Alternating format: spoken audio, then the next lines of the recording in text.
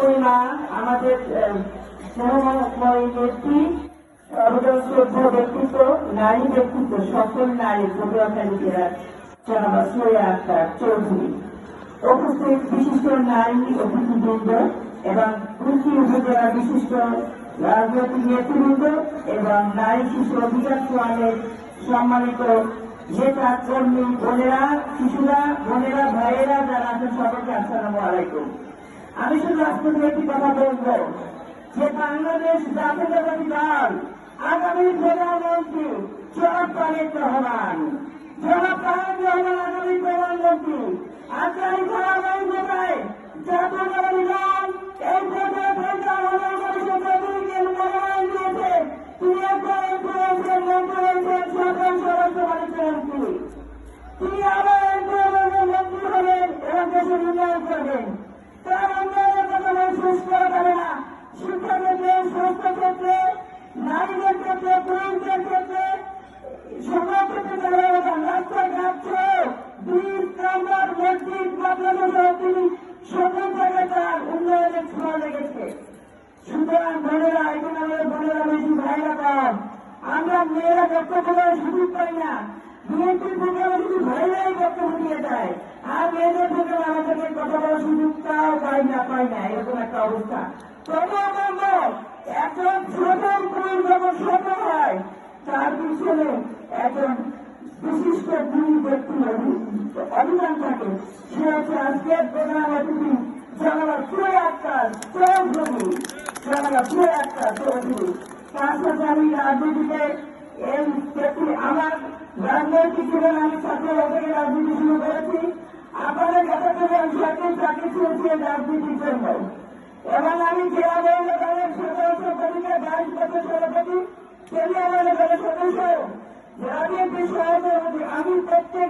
আমি মনে করি যে আগামী 12 ফেব্রুয়ারি নির্বাচনে আপনারা ভোট কেন্দ্রে যাবেন, ভোট ধানের শীষে দিবেন এবং ভোটের চেষ্টা পাহারা দিবেন, যাতে বোরকা পরে, মাস্ক পরে অন্য না করে সেদিকে আপনারা খেয়াল করবেন।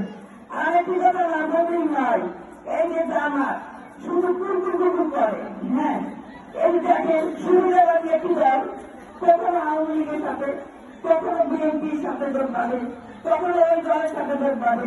কিন্তু আমার জীবন দশায়, আমার এই 57 বছর বয়স আমি দেখলে যে ইসলামী জামাত কমিটির কোনো মানুষ উপকার করছে, তো নিশ্চয় থেকে আপনারা গ্রহণ করে। সুতরাং আপনারা সাবধান হবেন। আপনারা আগামী দিনে আবার আওতাবদের চৌধুরীকে ধানের শীষে ভোট দেবেন এবং আমাদের প্রধান অতিথি সোয়া আক্তার চৌধুরী সবসময় নারী এবং শিশুর জন্য, নারীদের ব্যাপারে তিনি সবসময় সদা আন্তরিক, সকলকে ভালোবাসেন। তার জন্য আমরা সবসময় অপেক্ষা ছিলাম যে আন্টি কেমন পদ্ধতিতে আসতেছে না, কারণ সে আসলে আমাদের একটু শক্তি বাড়ে। যাই হোক, ধানের শীষে ভোট দেবেন এবং আগামী দিনে জনাব তারেক রহমানকে প্রধানমন্ত্রী নির্বাচন করবেন এবং আমার রাজ্যসভা থেকে এমপি থেকে আপনারা এমপি ভোট দেবেন।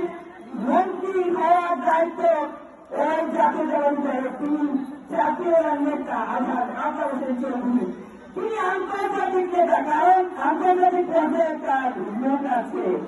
এটা ভাববেন না যে শুধু জেলা করে আছে। আমার দেখেন, এটি আমি এত লোক, এত মেধা, আমি আরেকটি প্রকারে বলেছি যেন শান্ত, আক্রান্তিক তার ব্রেনে। আবার জেলারও যেমন জেলা পর্যায়ে নেতা হয়ে ওঠেন, আবার উপজেলায় গেলে উপজেলা পর্যায়ে নেতা হয়ে ওঠেন, আবার ইউনিয়নে গেলে ইউনিয়নের পর্যায়ে ওঠেন। সুতরাং আরো একটি কথা করে দিব, এবার তরুণদের ভোট আছে 41 পরীক্ষা বিভাগে তরুণদের ভোটার। এই তরুণদের ভোটার দেখুন অফিসে ধানের